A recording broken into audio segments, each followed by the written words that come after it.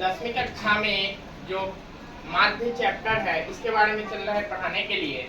यहाँ से 10 नंबर के क्वेश्चन पूछे जाते हैं, 10 नंबर के प्रश्न आएंगे यहाँ से। तो आज हम लोग माध्य के बारे में पढ़ेंगे। बिहार बोर्ड की पुस्तक के प्रश्नावली 14.1 में सवाल करेंगे। इससे पहले हमें जानना होगा कि माध्य किसको कहते हैं। माध्य कहते हैं मध्यमान को। सबसे पहले हम लोग जानेंगे कि आंकड़ा हमने पिछली कक्षा में पढ़ा है कि जैसे हमने कोई अंक यहाँ पर लिखा 1 2 3 4 5 6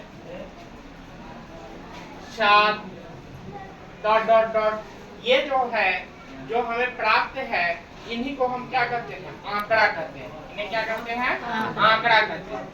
अब ये आंकड़े जो है सो दो तरह के होते हैं।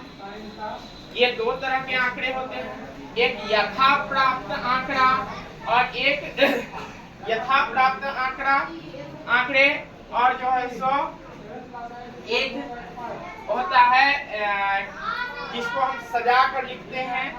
ठीक, वो आंकड़ा, दो तरह के आंकड़े होते हैं यहाँ पर।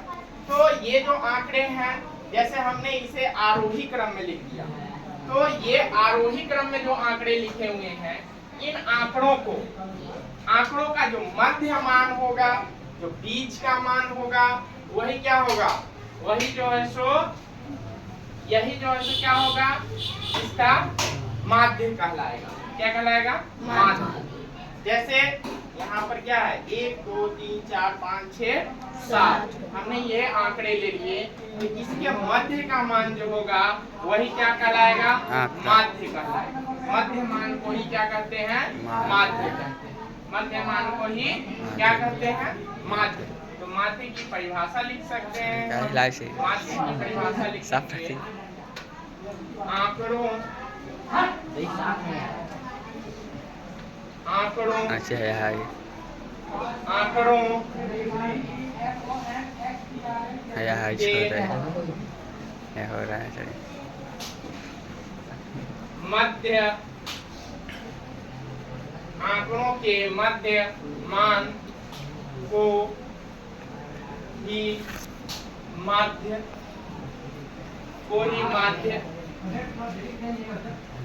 कहते हैं। आंकड़ों के मध्य मान को ही माध्य कहते हैं। इसे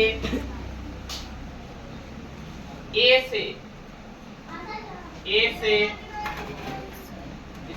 से निरूपित किया जाता है। एक और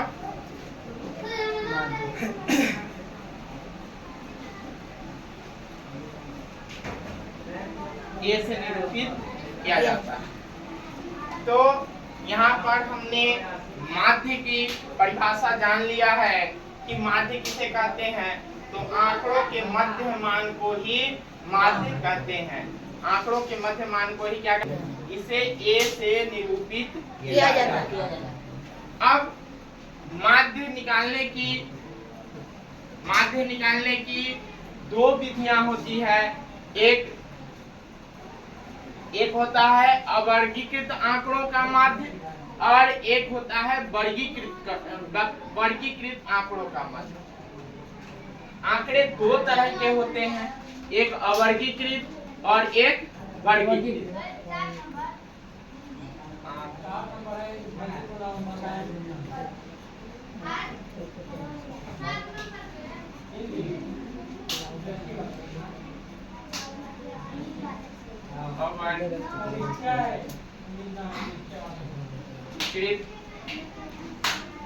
आंकड़ा,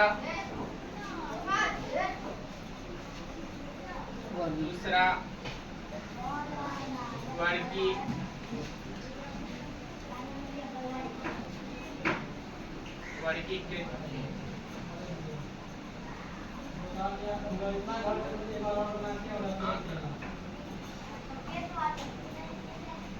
अब इसमें हम लोग जानेंगे कि अवर्गीकृत अवर्गीकृत आंकड़ों का माध्य कैसे निकालेंगे? अवर्गीकृत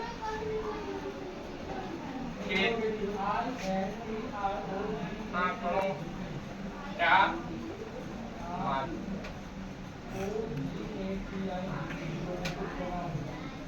अवर्गीकृत आंकड़ों का माध्य निकालने की दो विधियां हैं। एक होता है सरल वितरण विधि, एक सरल वितरण विधि। दूसरा होता है बारंबारता वर्गीकृत विधि, जो हमने 9th क्लास में पढ़ा है। इसमें दो विधि है, एक सरल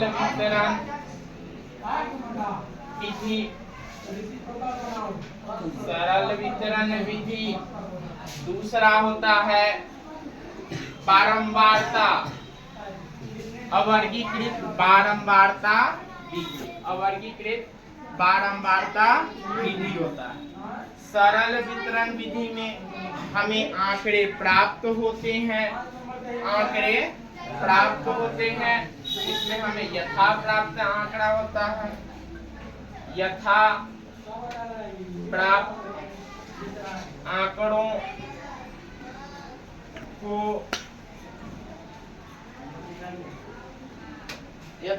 आंकड़ों की माध्य निकालने की विधि है।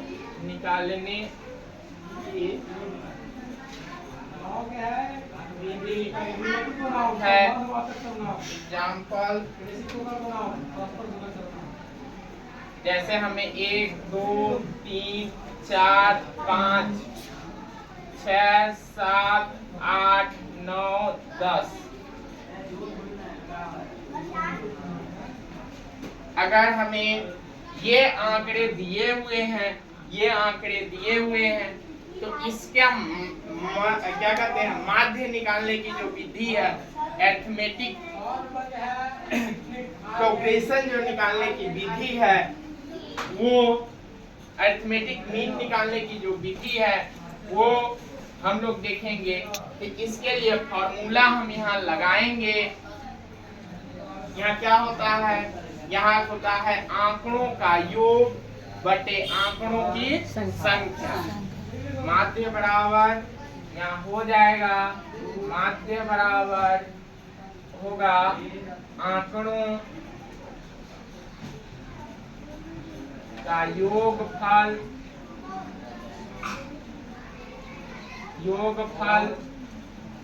बटे आंकड़ों की संख्या। इसको हम लिखते हैं, इसको अगर फॉर्मूला बनाएंगे तो सिग्मा x बटे n, सिग्मा x बटा n होता है। जहाँ सिग्मा क्या है, योग चिन्ह है। सिग्मा क्या है, योग चिन्ह। जहाँ सिग्मा, इसको सिग्मा पढ़ेंगे, इसको सिग्मा पढ़ेंगे, योग चिन्ह। इसको क्या बोलेंगे, योग चिन्ह। एक्स क्या है, एक्स जो है सो चर या आंकड़ा, चर या आंकड़ा।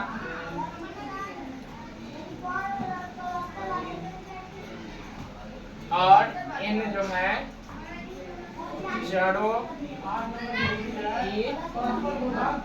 संख्या। ये चर जो है सो क्या है, चर n जो है सो चरों की संख्या। अब इसका हल कर लेते हैं हम लोग।